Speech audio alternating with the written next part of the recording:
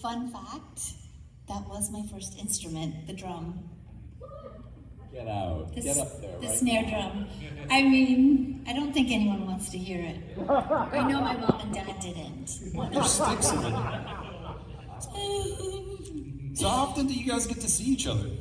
Often.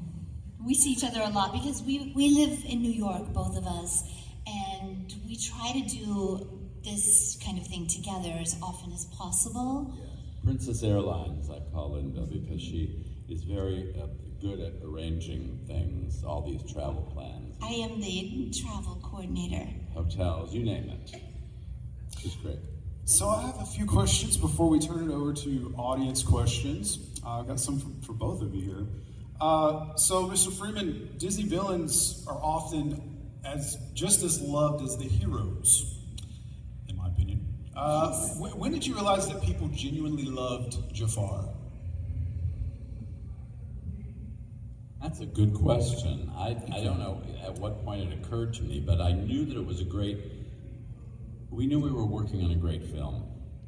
The writing for Jafar was so specific, it was so great, and I had been a lover of villains my whole life, so I assumed that everybody liked the villains more than the princes and princesses, but you know, that's a villain's point of view. I don't really know. I mean, I think we went to a couple screenings, and I remember at one point there was a kid carried out of the theater screaming when, you know, toward the end when Jafar's having a psychotic break, and I thought, I've done my job. This is great. So maybe that was the time, you know. I'll tell you, when I loved him, it was one of his first lines. He says, "My pungent friend." Yeah. I thought that was hilarious. Well, that's what I mean. The writing for him is so good. People say my lines back to me all the time that I've long forgotten. But it's wonderful writing. But I think that's true for everybody, right? Absolutely. We were so lucky to have wonderful script to work with, and then we had wonderful actors to work with that would improvise, and that brought out improvisation for us as well. I had Gilbert on my shoulder for most of the movie to keep me on my toes. So Linda, Jasmine was a very different Disney princess for her time. What parts of her still resonate with you? Oh, I think her courage, her absolute sense of herself, and her knowing that she is going to live the life that she chooses, and not be told how to live it by the people who are running things. So I think that her independence, her courage, and then really fundamentally too, her kindness, because I think that we see that early on in the movie when Jasmine goes out into the marketplace and she's interacting with people that she's never had an opportunity to interact with in her sheltered life. And you see her impulse to help and to stand up for people that need it. And that's, you know, that's character. That's built into that character. And the thing that drove me the most crazy, how great she is. how kind she was. That's right. Villains don't like that.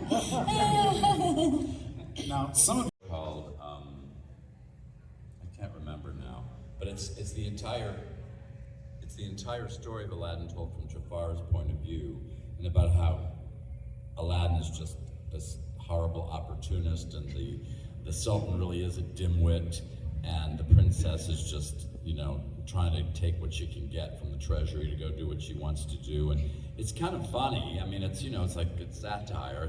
It's a whole, and I think there's a series of books too that have been written. Does anybody know what I'm talking about? And they're called like not Wicked. Twisted. Yes. Oh, was that the show or the book? Twisted Tales or Twisted? Both. Okay. Yeah. So I think, yeah, there have been a lot of backstories. Yeah, there's a lot of backstories. I don't know. Do you make up like backstories for characters? Oh, you know what? One of them, which was really great, there was this series called The House of Mouse. Does anybody remember that? I remember it. And so it was basically a nightclub, and they were showing old Mickey Mouse movies. But in between, they would, you know, like cut to these tables of people talking. And on one occasion it was Jafar and Maleficent. And he was basically, hitting on her at this table. I mean, they didn't say that, but he's trying to romance her by saying, my dear, we have so much in common. I have a funny hat, you have a funny hat. I have a staff, you have a staff. I have a bird, you have a bird. I mean, and then she zaps him or something and cries him. So you could I think the idea of getting other Disney characters, that world together is always amusing. And you've done Wreck-It Ralph, Right, we got to bring all the princesses from all our different worlds into one world, and Ralph Breaks the Internet, which was the most brilliant idea, probably born of these Comic-Cons that we were all doing in real life. So someone said we should put all the princesses together like they're at some kind of convention. And we're backstage. Has anyone seen Wreck-It Ralph? Ralph Breaks the Internet? Yeah. So they've got us together doing a panel the way that we were doing in real life already. And I thought that was a really great way to bring these worlds together.